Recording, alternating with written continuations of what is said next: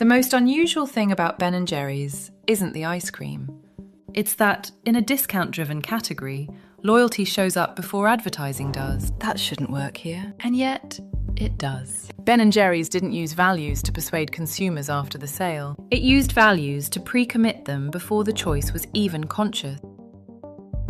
Ice cream is one of the most promotion-trained categories in packaged food. Velocity spikes on price cuts. Private labels pull shoppers down market. Brand switching is fast, casual, and largely emotionless. Yet for decades, Ben & Jerry's has behaved as if demand were unusually stable, not immune to pressure, but noticeably insulated from it. The first domino was subtle. The company didn't treat its social mission as a marketing layer. It embedded it into product identity itself. Every pint didn't just promise flavor. It signaled alignment.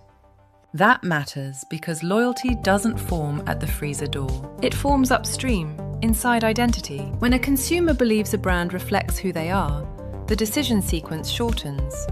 Comparison collapses. Substitution weakens. Values, in this structure, function as cognitive infrastructure.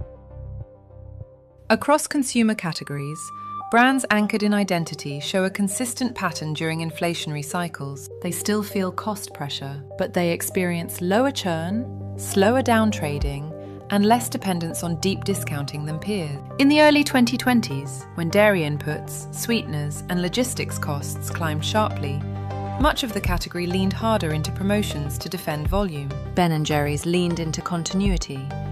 Pricing stayed premium relative to category averages. Messaging stayed stable. Product identity did not recalibrate to the moment. This wasn't stubbornness, it was structural. A loyal buyer doesn't reevaluate every purchase. They reaffirm it.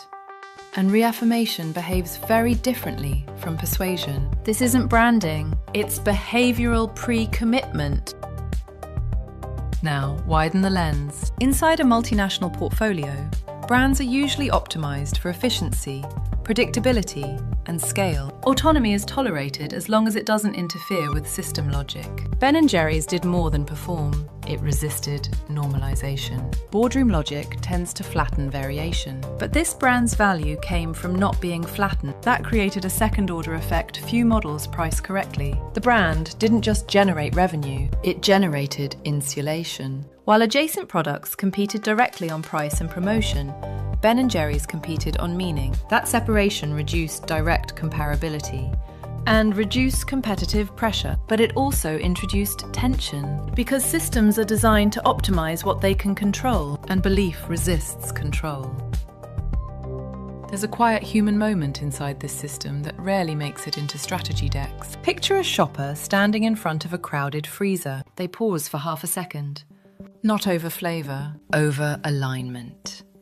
That pause is worth money. Most brands pay for it repeatedly through media, coupons, and shelf incentives.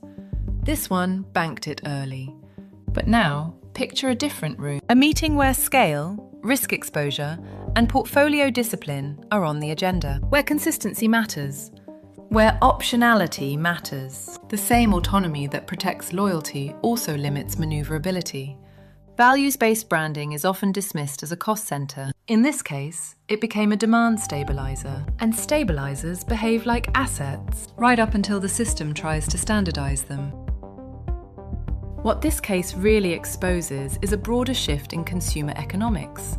Trust has become a form of stored value. Identity has become a switching cost. Brands that internalized that early didn't just win loyalty, they rewired how choice behaves under pressure. But this structure carries an unresolved trade-off. The more a brand's value is anchored in belief, the less transferable it becomes across systems built for control, efficiency, and optional exit paths. That tension doesn't show up immediately. It surfaces slowly, through friction, constraint, and quiet recalibration. And it raises a question that goes far beyond ice cream. When loyalty is built on belief rather than habit, how much of it can a system really own? The answer doesn't arrive all at once. It accumulates, quietly, inside systems that were never designed to hold it.